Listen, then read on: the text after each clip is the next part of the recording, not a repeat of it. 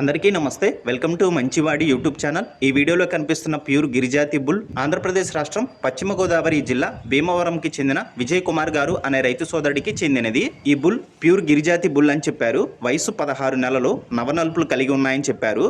మంచి మూపురం, పొడవాటి తోక కూడా కలిగి ఉందని చెప్పారు. సుడులన్నీ కూడా కరెక్ట్ గానే ఉన్నాయని చెప్పారు. క్రాసింగ్ కూడా చేస్తుందని చెప్పారు.